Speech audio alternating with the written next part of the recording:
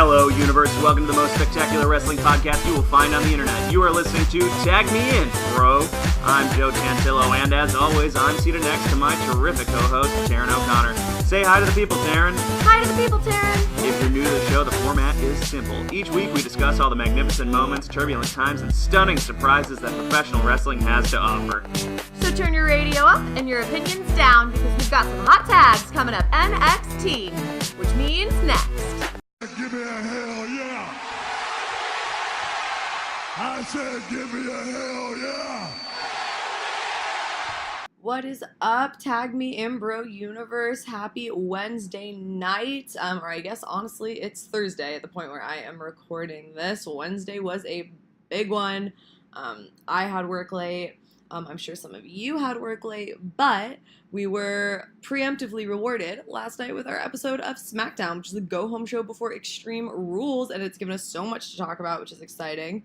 I hope everyone is having a good week. We've got 3 episodes this week, which is super exciting. So we've got Raw, SmackDown, and our predictions, which are going to go up on Friday. So go on Twitter and vote in our polls. We've got fan polls coming up for who you think is going to win each match on Sunday. We will be doing a live scoreboard, and you don't want to miss out on your chance to be correct. Every single time we've done this, the fans have been more correct than us. So please, please go vote. And speaking of voting, you don't want to miss out on one single second of Tag Me In Bro content.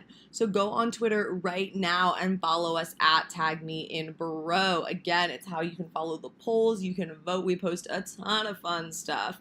So now I hope you guys are excited for the show, because it is about to go down in a big way.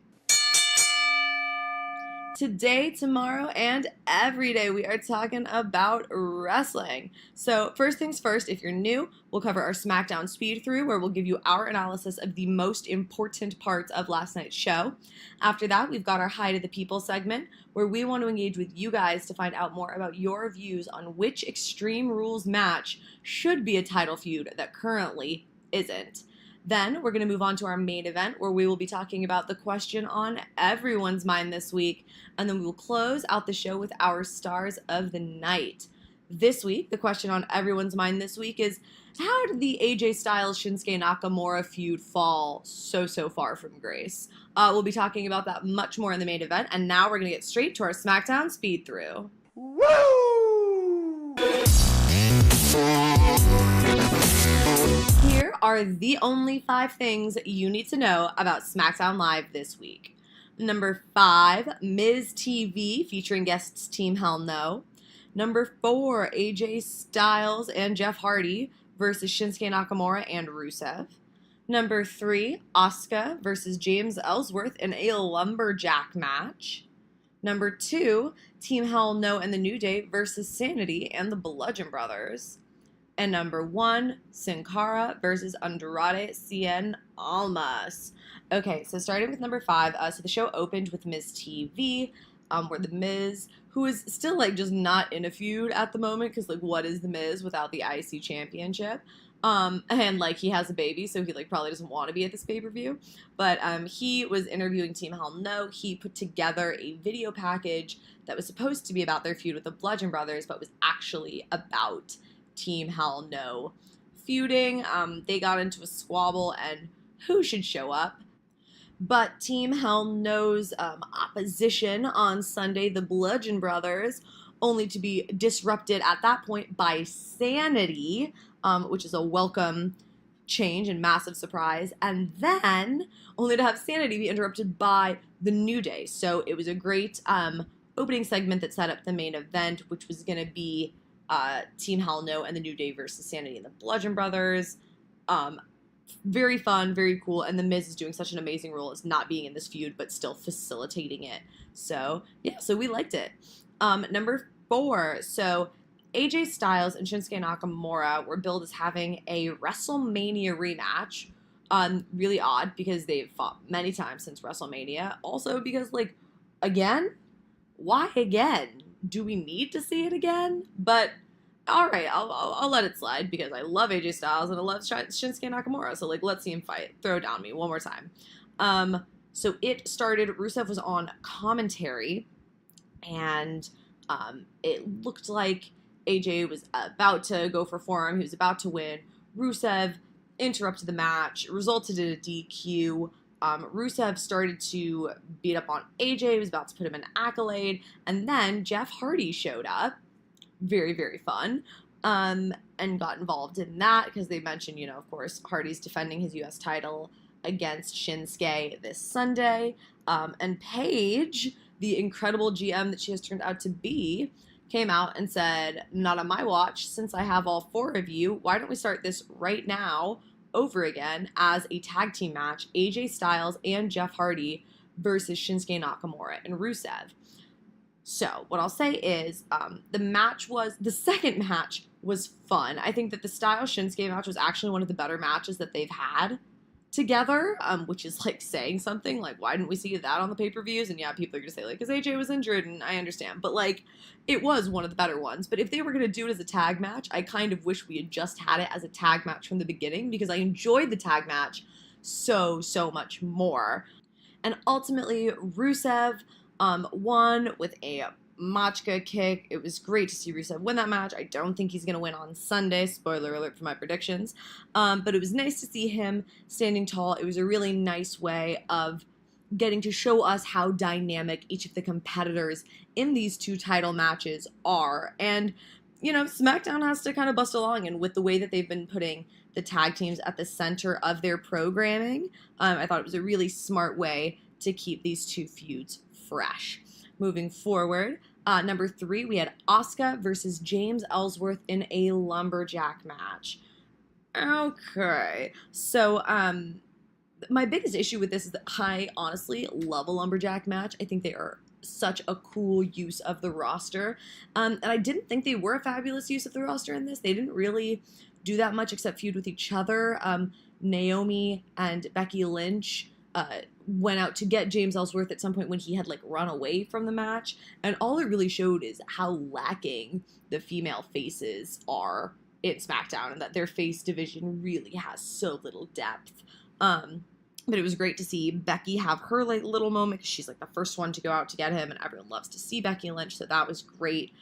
Asuka did I don't know, I want to say, she did defeat James Ellsworth. She puts him in the Asuka lock. He taps out. But afterwards, there's some interference where Carmella gives James Ellsworth some kind of, mace or, some kind of eye spray.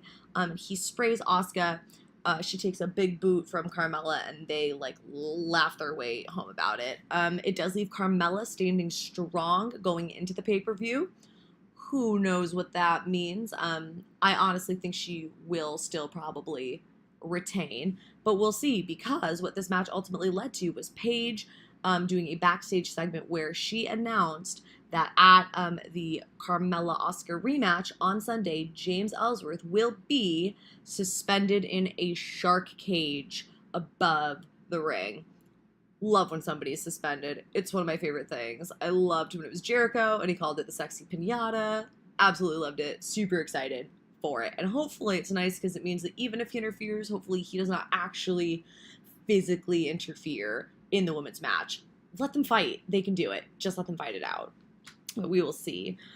Number 2 for us, that Hell No and New Day versus Sanity and the Bludgeon. So this was the main event. Again, just a really good match. It was fast-paced. It had some really, really nice spots. Big E had a nice spot with Killian Dane. They went through it. There was a nice spot at the end, completely after, where they brought back the Pyro. Kane kind of did his move a couple times, and then, the Pyro finally came out at the end, and I'm a sucker for the Pyro. I love it. So it was good to see. But it was a really great match. It was nice to see so many tag teams being utilized, but did it hype me up more? No. I think that's the failing of this episode of SmackDown as a whole, is just that it left all of the winners in a position where it really does feel like there are a lot of opportunities and matches up in the air for Sunday, but was it the most compelling, dynamic, hype-worthy go-home show? I'm not really sure. And that is save for one moment, which is our number 1 moment of this week, which was Sin Cara versus Andrade, Cien, Almas. Absolutely the shortest match of the night. And also absolutely, without a doubt, the best. It was high-paced. It was energetic. Almas was incredible. It was so good to see him on television. I think it is so smart that they have paired him with Sin Cara, not only because Sin Cara is a beloved performer, but because if you want to get ahead of that language barrier that Andrade does face on that main roster, how better to do that than to pair him with an amazing superstar who speaks his language. So any in the moment call outs, any in the moment changes can be done in a native language. No one's going to understand it. They are both so acrobatic. The high flying maneuvers are amazing. And Zelina Vega was there, and she's already playing the manager. She is front and center, pulling the we don't have time for this tranquilo bullshit. You have to finish him now. It was so good, and it really was the bright shining spot of this week's episode of SmackDown.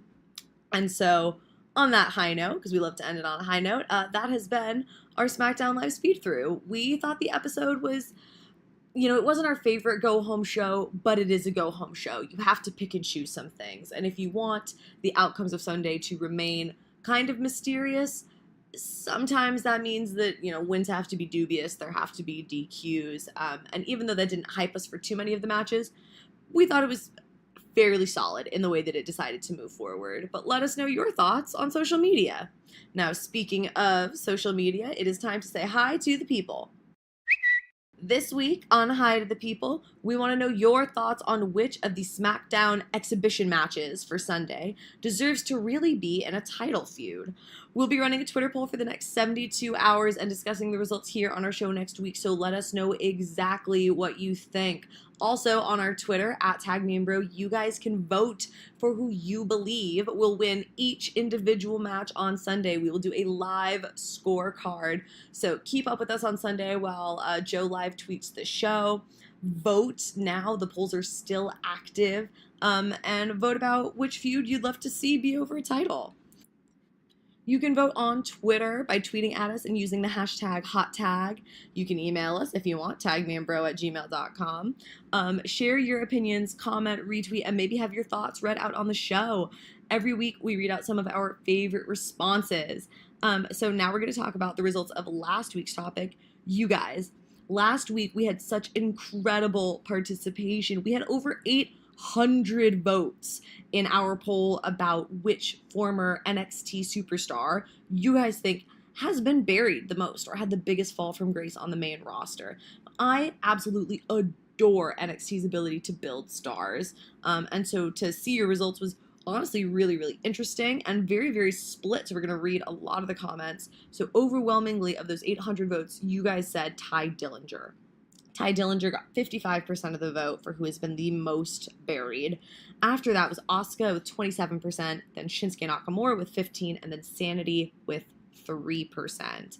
Now going through some of the comments, Justin Pauly @Justin_Pauly said, the biggest fall I'd say is Asuka currently based on her NXT career. The most irrelevant has been Dillinger easily. I kind of agree with that. I think to go from completely undefeated to having a rematch against Carmella and James Ellsworth is a pretty big fall. But at least she's on TV, which is more than we can say for Tye Dillinger.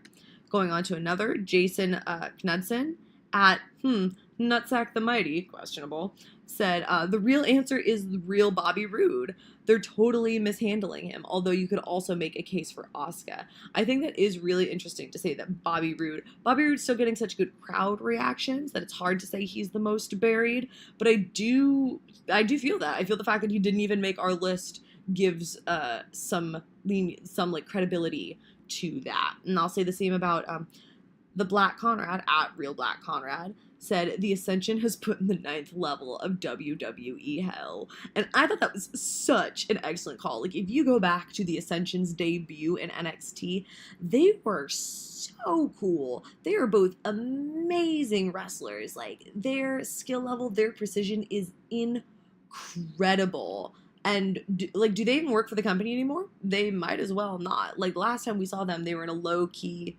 second round comedy bout with the Fashion Police, who I love and miss, but it's been a hard run for the Ascension. And a final one, which I just thought was a little shady, but a very fair consideration, was James Tunstall @JamesTunstall89, who said Finn Balor. And I will say, to go from being the icon of NXT and the Demon to maybe fighting Baron Corbin at Extreme Rules from his 24-hour incredible Universal title run to being so mid-carded, as it were, could be seen as a giant burial. So thank you guys so much for voting. Vote again. Let us know what you think about the matches for Sunday. We are so excited. We love learning about what you guys think. And that's been us. So now it is time for our main event.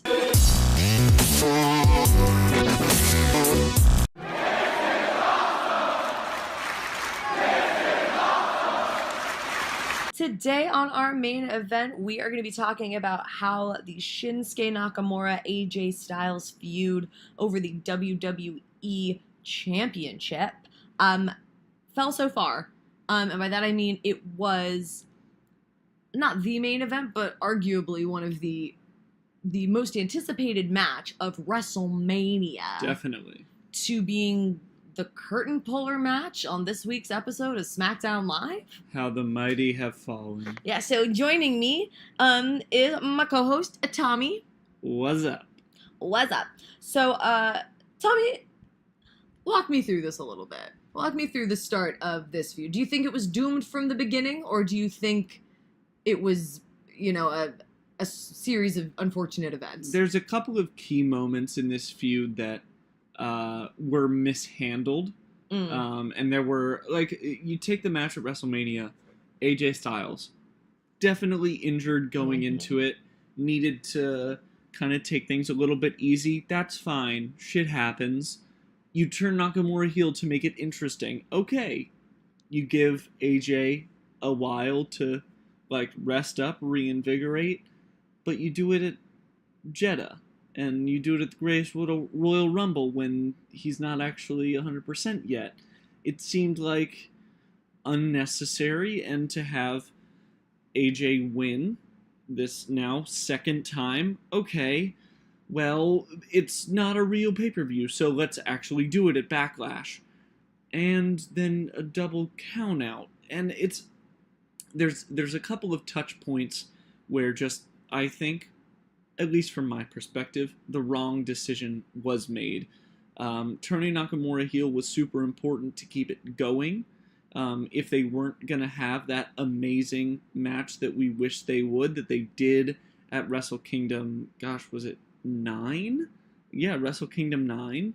And they just didn't have it at WrestleMania, so they had to turn Nakamura heel. And then slowly but surely, the matches just didn't live up to the hype. You created a story about punching AJ Styles in the dick, and then it just doesn't go anywhere. AJ Styles doesn't win his final match with Nakamura, that last man standing match, by outsmarting him, by wearing a cup. It's not about this kind of through line, which is like Nakamura's obsessed with AJ's penis, and we just keep on dealing with this problem, and nothing really ever came of it. And if Nakamura is going to go down the card and just go right into the U.S. title feud, I mean, you could make them both look strong moving forward if AJ had outsmarted him, not just won. So I think what this really is a lesson for me that creative needs to learn is that when someone gets injured and they're in a title program, you need to make these decisions and minimize the in-ring work. If one of those matches had gone maybe a minute and Nakamura had gotten DQ'd by beating the shit out of AJ Styles, that would have been really interesting, but it seems as though they've just been trying to capture kind of the electricity that precluded the match at WrestleMania, and they never delivered. That's something that I find really interesting about this feud, is I feel like you can see it really clearly in the pitch meeting, and it makes sense. As a heel-face feud, it makes so much sense. You're like, We're going to take this baby face, we're turning him heel, and every match, he's going to go for the low blow. and then we'll get a new match, and he'll go for the low blow, and another match, and he will go for the low blow, so that finally, in a last man standing match, which should be perfect for this, diabolical, ruthless heel, the babyface can, through nothing but sheer heart and will and determination, be the last man standing. But I don't think that works when your babyface is AJ Styles. Agreed. And the reason that I think that is not because I don't think AJ's a great babyface. I think he's an incredible babyface. But I think it's because one of the best parts of AJ Styles is we cheer for him when he plays dirty. Yeah. And I think that looking at that last man standing match, a little bit throughout those feuds, but we could have introduced the idea, and I do think especially in that match, that, AJ's fucking willing to go under the table. Yeah. He's willing to, we've seen him do it. That was the whole, the whole moment where he became AJ Styles, in the WWE, was when they turned him heel and he had Gallows and Anderson. Yeah, when he turned heel on John Cena. Absolutely. And so, it was that kind of character works so well with him. You don't have to paint him as the underdog. And they've done that in other matches. I actually don't even think it was other matches. I think it was literally earlier in this feud. They were he was I don't care if I'm an underdog. I'm just going to keep fighting. I love being the underdog. Paint me as the underdog. I'll win, even though I'm small. And you're dude, you're literally not. You've been a champion all over the world, wherever you've gone. Yeah. All we talk about is how physically he's the best in-ring performer. We talk about how his promos are, even if not the most emotional sometimes, definitely consistent, and consistently, story driving and emotional. We talk about, his technical ability. The commentators put over this in-ring psychology and awareness. And we've seen him have heart, I think in his match with Cena where he won the championship, that was about who could go the distance and who had the most heart. And we've seen him in other matches, literally still with Cena, where he's willing to go under the table and literally say he won't cheat and then cheat. So to have that as your character, and AJ never had that full swing babyface turn. He never had that come to Jesus moment where he was I'm not a bad guy anymore, I'm a good guy. We just didn't care. And we cheered him and we cheered him and we cheered him, and they let that part of his character fade a little bit. Yeah. And brought to the forefront this I'm just that good AJ Styles. But that's not the kind of person who can then win the last man standing match after being hit in the dick 3 separate times. Yeah. You have to think that AJ Styles wouldn't take that once. Yeah, I agree. But at the same time, you could look at it who were the 2 people that you mentioned that AJ had gone up against and kind of found his 2 peaks. They were John Cena and John Cena. Yeah. Maybe he is a great in-ring performer. I don't find his promos particularly emotional. He just says that this is a house that he built, and he built it with his 2 hands, and he is the champion. I don't think that he is as great of a all-around pro wrestler as someone like John Cena might be, because he is very good at performing in the ring, but when it comes down to it, I cheer him for his in-ring ability, not for his ability to, as a character, rope me in. There's a big failing, I think, on the part of AJ Styles, as the character is written, to create the sort of magic that we had at SummerSlam and at the Royal Rumble a couple years ago with John Cena with Shinsuke, because Shinsuke as a character is not able to kind of create as much character as someone like John Cena could. I think that is definitely part of it. We put so much into this feud before it began. At that first match, everyone was so excited for it. For what?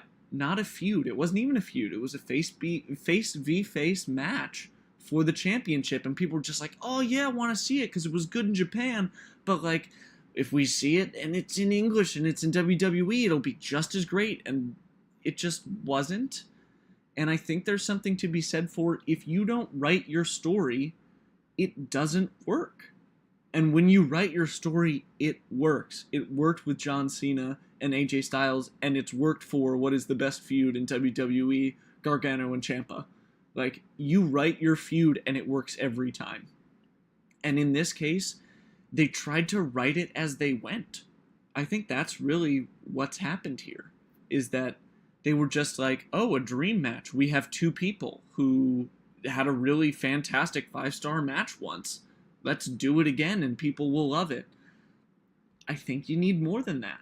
In New Japan Pro Wrestling, maybe you don't need a story as much and you can just have fantastic in-ring performances, but you need a story to hook the WWE crowd.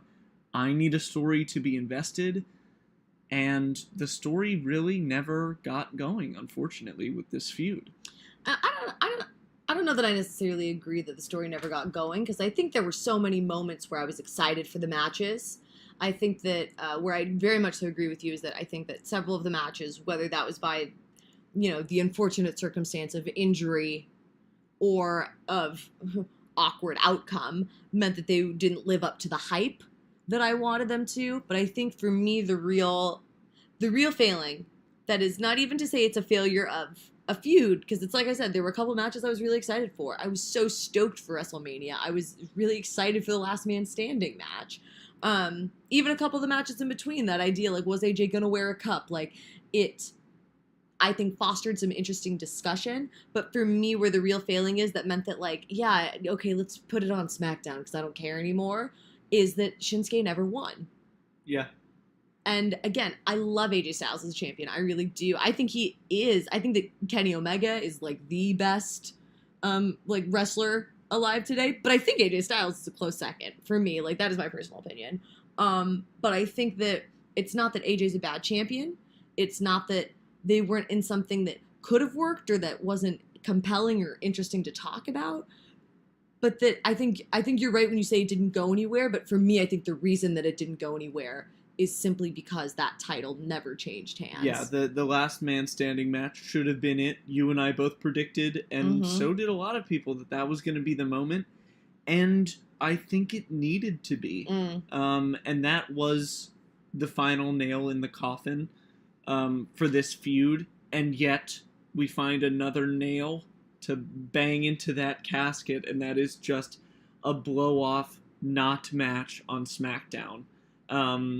It is kind of an unfortunate thing to just have it there, and maybe it's just like a giant middle finger to NJPW. It's just like, hey, remember that huge match that kind of defined your company for a year? Not only did we steal your people, recreate the match, we did it like 7 times, and also it was awful, so fuck you guys, bye. Hey, potential. Maybe. But I think what I am happy to say for it is, like, I just don't think we need to see it anymore. I'm excited, really excited for AJ Styles versus Rusev. Because it feels fresh, it feels good. I do still love AJ as a champion. I hope he holds it through SummerSlam, if I'm being honest. I'd love to see him hold it for a full year. Yeah, that would be awesome. I wonder who that feud's going to be with come SummerSlam. You never know. Shinsuke Nakamura. Oh, no. But that has been it for us. Let us know what you think on social media. What do you think about them bringing back the AJ Shinsuke feud for this weird one night only half a match engagement? Tweet at us at @TagMeInBro. And now we're going to finish off the show the way that we do every week with our Stars of the Night.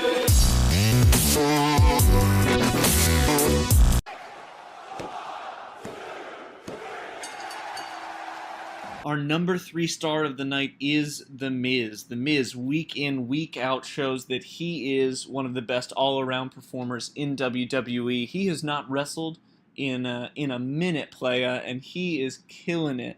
He comes out at the beginning of each episode like he is the general manager and just continues to pop into feuds, stirring the pot, getting shit going. And you can't beat that. You can't beat someone who is truly just a jack of all trades, and The Miz is proving that every week on SmackDown Live. Our number 2 star of the night, Sin Cara. Who knew that the guy who broke his finger in the middle of a match would be here all the way at the number 2 spot of the 3 stars of the night of this episode? Wrap up for us. Crazy. Truly insane. Sin Cara in 5 minutes really showed us why he's been around so long. He took Andrade to a very good match. Not to say that Andrade didn't do well, but this, for me, was definitely Sin Cara's match. He was doing the flippy shit. He took that terrifying bump on the apron on the outside when Andrade just gave him a mini coup de grace off the top rope. And then he took those double knees to the face. Man, Sin Cara showing that he does have a place in WWE, and if this feud continues, which I hope it does, Andrade can exit it and head straight toward whatever title he sets his eye on. And our number 1 star of the night is Inside Fire. Pyro is maybe, hopefully, almost certainly, maybe back in WWE. Daniel Bryan making fun of the fact that there wasn't any Pyro, threw his hands up in the air and threw him down just like Kane does. Didn't work the first time, didn't work the second time, but Pyro could not kick out at 2.5. It went up. It went up. There's fire back in WWE. Hopefully that means that $1 billion they got from Fox means that we can get some fireworks, and when Batista comes back, we can get that super cool machine gun thing. Oh, I'm so excited. Thank you, Vince McMahon, for investing your money back in the product and not in stock buybacks. You're the best. Inside Fire and Vince McMahon, you deserve it.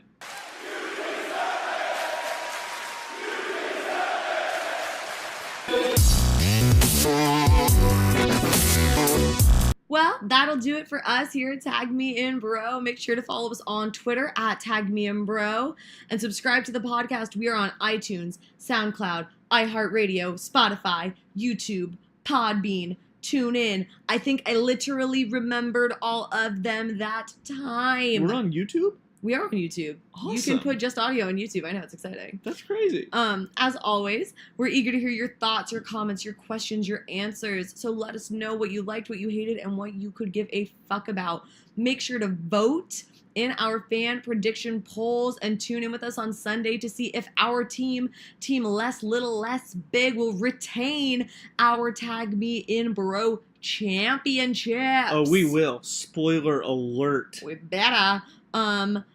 I've been Taryn O'Connor. I've been Tommy, last name redacted. Wow. And thanks for listening to Tag Me In Bro. We will see you guys on Friday for our predictions and Sunday for Extreme Rules. Goodbye, universe. Bye-bye.